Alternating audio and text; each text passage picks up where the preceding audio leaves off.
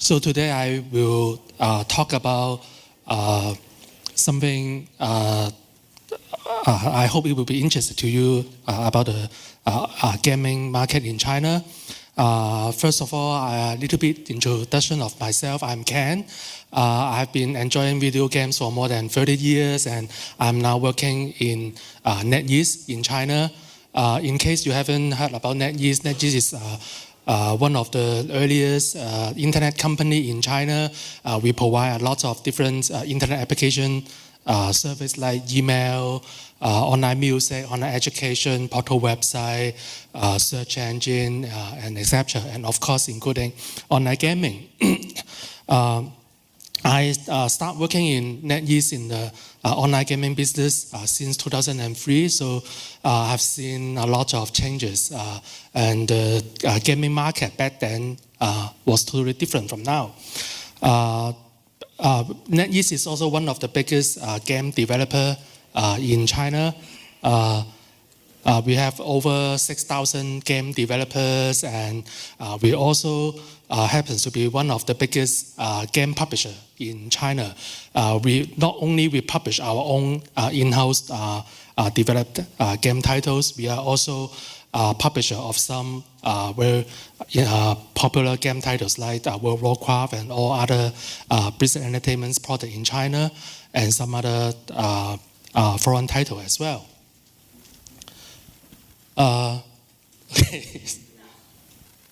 Okay. So the introduction is done. So NetEase Publishing is the publishing arm of our game business, and PopG is the consumer brand for our third-party publishing business. In Chinese, is the meaning of a treasure boat.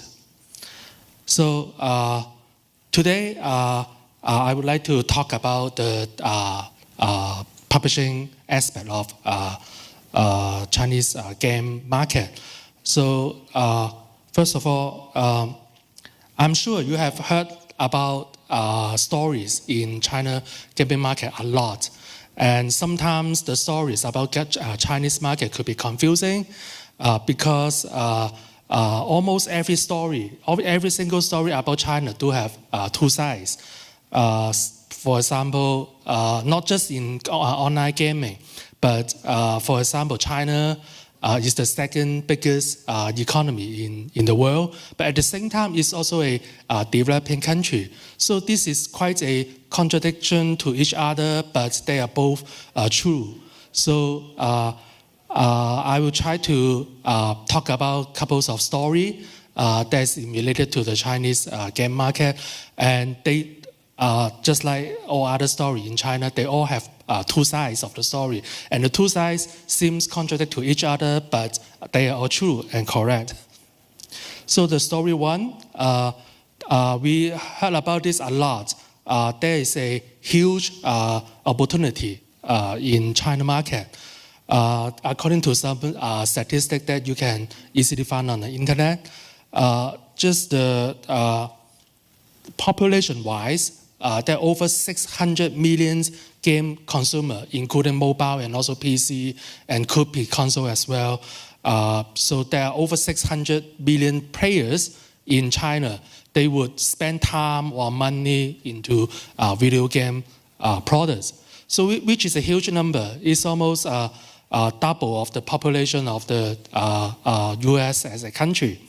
And when we talk about the mobile game, it was over 3.2 billion in terms of revenue of mobile game revenue in last year, which is the number one single market in the whole world.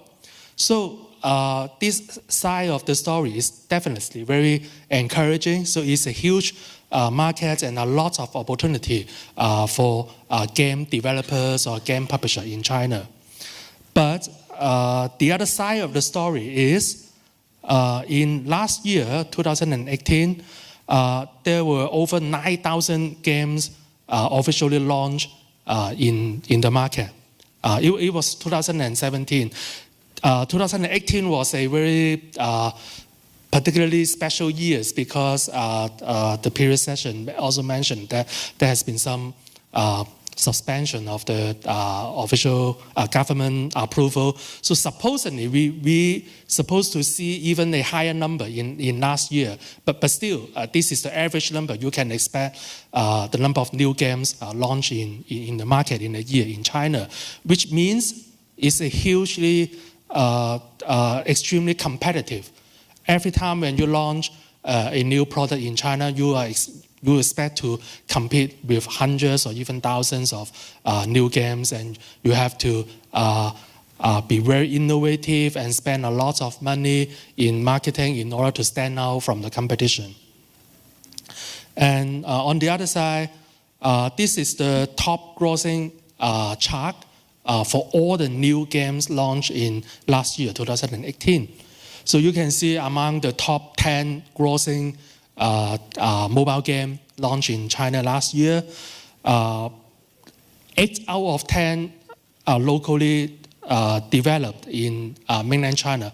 Actually 7, but the one in number 7, they are actually having the, it is a Japanese IP and Japanese game company, but the teams who actually developed the game are actually in China. So it's roughly 7 to 8 out of the top 10 most successful or most highest revenue games are actually come from local. So is it really a huge opportunity for Western or foreign game developer? Is arguable. Okay, story 2. We heard about this a lot recently since the introduction of iOS App Store. Apple's iOS App Store is a global platform. Once you upload, you publish your apps on iOS App Store, it's literally available globally, including China. And thanks to Steam, which is a very popular PC distribution platform. They are not officially launched in China, but since they are not banned and blocked by the Great Firewall, so a lot of Chinese game consumer, they literally has no problem to install the Steam and then make purchase and download the game which is available on Steam. So we have been hearing a lot that foreign game developers, they might not need to look for or work with a local publisher in China anymore because they can just publish the game through Steam or iOS App Store. That would make them available to hundreds of millions of potential customers in China. So which is, in a certain extent, which is a truth side of the story. Let's look at Steam. They have already passed 30 million users in China. 30 million registered account is difficult to tell how exactly the exact unique real person, but definitely it's a huge number for 30 million users in one single market. And for Apple App Store, China has become the number one revenue generation among all different regions in Apple App Store. And PopG, which is a PC game available on Steam, they haven't officially launched in China. They have a publishing partner, but because of a lot of complicated reasons, they have never been able to officially launch in China. But it didn't stop them from selling over 10 million copies through Steam in China, which they don't have any publishing team or local operation team in China, but they have already achieved over 10 million sales in terms of unit sales in China. So the other side of the story is it really no values for local publisher in China for Western or foreign game developers?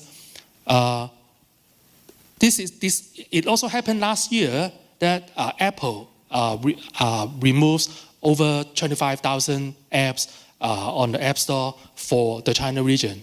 And according to their announcement, why did they do that was because of a request from the government. The government identified certain apps or certain definition of behavior that violate certain rules in China, and then they just send a request to Apple, and then they have to compile the law and then take down all the apps in China. Those apps are all available all around the world except China after this takedown. Which means, yes, for Steam, for Apple iOS App Store, which is a very convenient channel for foreign game developers that you can easily make your product or service available in China. But after all, this is not an official channel, officially approved legal channel. How long will it last? No one knows. So if you are serious in thinking of building a long-term, long-lasting business, brand building, etc., this kind of tricky or gray area channel might not be the most decent or appropriate way to do business in China. On the other hand, a local publisher in China can provide certain values or service like marketing and promotion, local payment service like Alipay or WeChat Pay, and Android channel. Yes, for Apple iOS App Store, which is a global platform including China, but for Android is a totally different story because Google Play, as well as all other Google product or service, are banned in China because of the Great Firewall. No one in China can access to any Google service directly. So Google Play is not available in China, and most of the major popular Android channel in China are local Chinese company operated. So they take it more seriously that from all the major Android channel in China, if you cannot provide a valid government approval document or material, all the major Android channel in China would refuse to publish your game on their channel. So working with a local publisher can provide you unleash the potential of your product or service in the Android channel, including the payment service and marketing values. Just want to quote an example. Hearthstone, which is a very popular card game developed by Blizzard Entertainment. NetEase is the exclusive publisher of Hearthstone in China. In China, because of a lot of considerations, so we separate the app. The app ID is different from the global version. So the global version available in all the market except China, and then in China is a separate app only for the China market. So that's why when you try to look for the data on App Annie or the Sensor Tower, the estimate performance from those statistic website can tell you the business performance of Hearthstone in China is almost at the same level of Hearthstone's performance in the rest of the world altogether. For example, the revenue generated in last month, the Chinese version, the mainland Chinese version generated like $4 million revenue in China market only, which is pretty much the same level as the rest of the world altogether.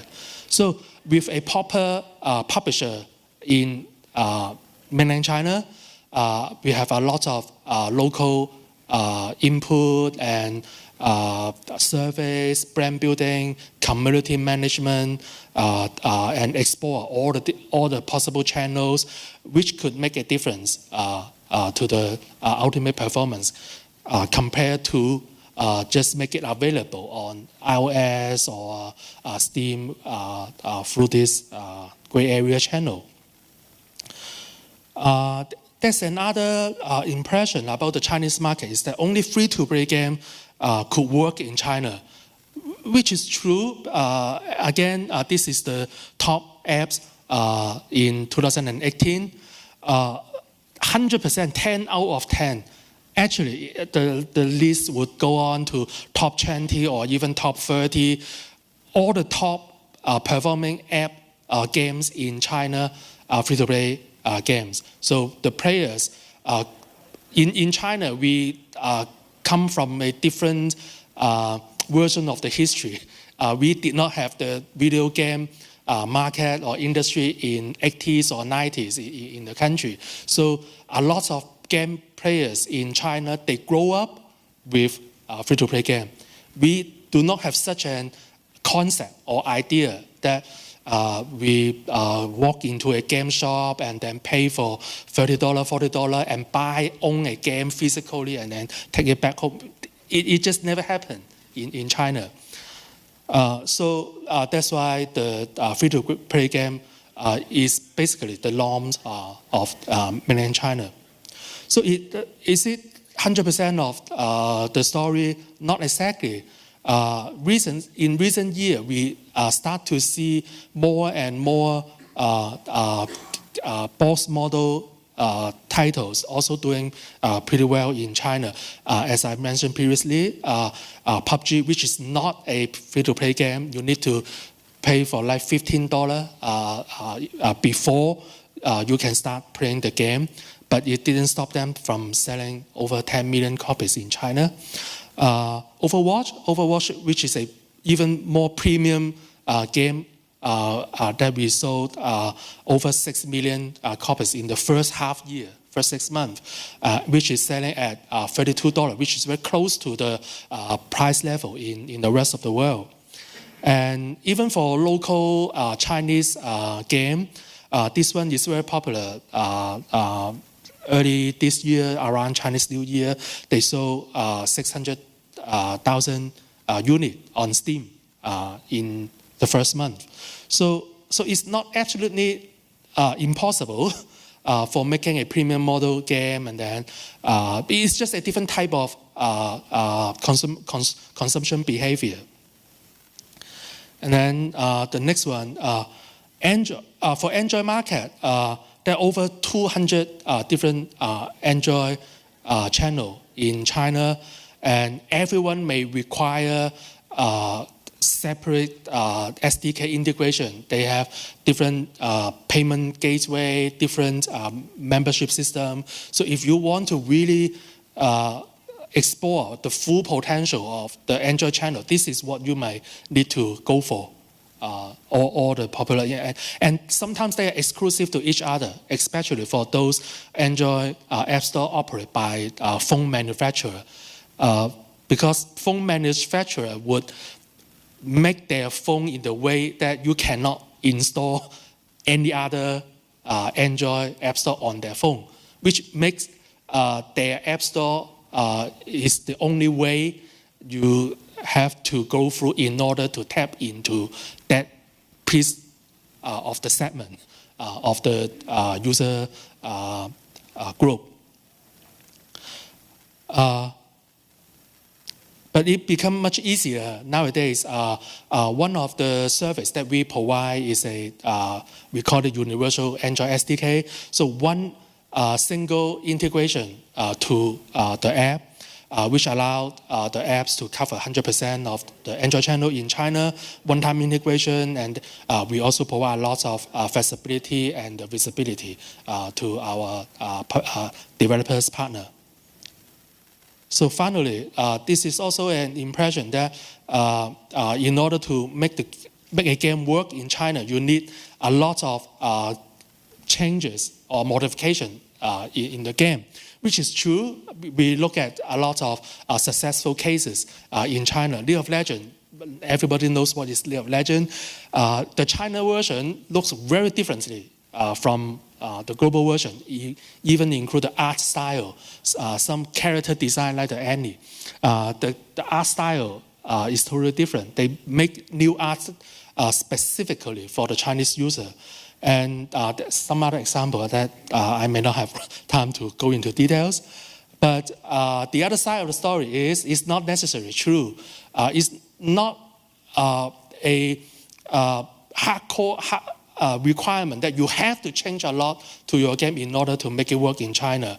There are also examples like the product we work with our partner, Blizzard Entertainment, the Hearthstone, the Overwatch, and World of Warcraft. They are basically the same game when you compare the Chinese version and the global version.